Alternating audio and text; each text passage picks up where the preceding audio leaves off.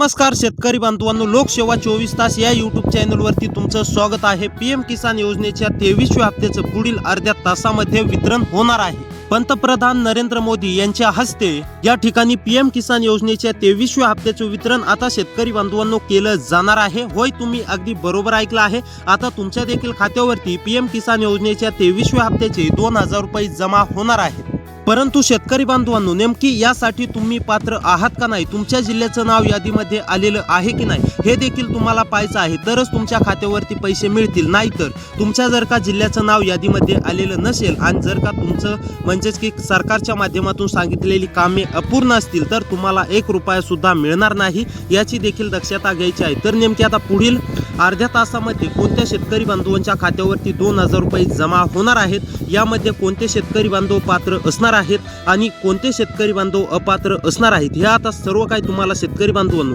पुढे 1 ते 2 मिनिटांमध्ये सांगणार आहे। त्यापूर्वी जर का आपल्या चॅनलवरती नवीन आलेले असाल तर चॅनलला सबस्क्राईब करून नोटिफिकेशन बेलला ऑलवरती नक्की टिक करा आणि व्हिडिओला देखील लाईक करा। तुमच्या जिल्ह्याचं नाव कमेंटमध्ये नक्की कळवा।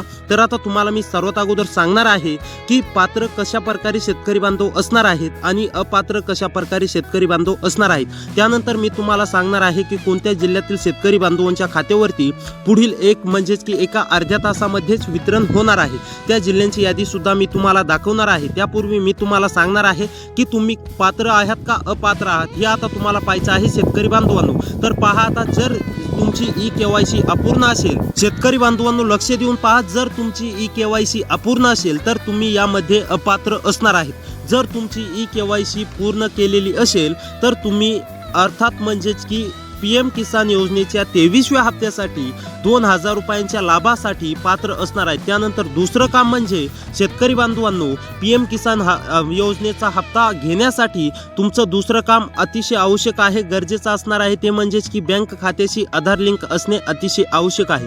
ज्या देखील शेतकरी बांधवांचं बँक खात्याशी आधार लिंक नाहीये असे शेतकरी बांधव सुद्धा या हप्त्यापासून वंचित राहू शकतात। शेतकरी बांधवांनो लक्षात घ्या, तुमचे हे 2 कामे जर का पूर्ण असतील तर तुम्ही योजनासाठी हप्त्यासाठी पात्र असणार आहात। जर आता तुमचे हे 2 कामे पूर्ण असतील तर तुम्हाला काळजी किंवा चिंता करण्याची गरज नाहीये। आता नेमकी कोणत्या जिल्ह्यातील शेतकरी बांधवांच्या खात्यावरती रक्कम जमा होणार आहे त्या जिल्ह्यांची मी तुम्हाला नावे दाखवणार आहे, नावे वाचून सांगणार आहे। त्यामुळे शेतकरी बांधवांनो आता नक्कीच तुम्ही शेवटपर्यंत व्हिडिओ पाहायचा आहे, जेणेकरून तुम्हाला अधिकृत आणि खरी माहिती समजणार आहे। तर पहा, आता मी तुम्हाला जिल्ह्यांची नावे वाचून दाखवणार आहे, त्या जिल्ह्यांपैकी तुमचा जिल्हा आहे की नाही हे एकदा नक्की चेक करा।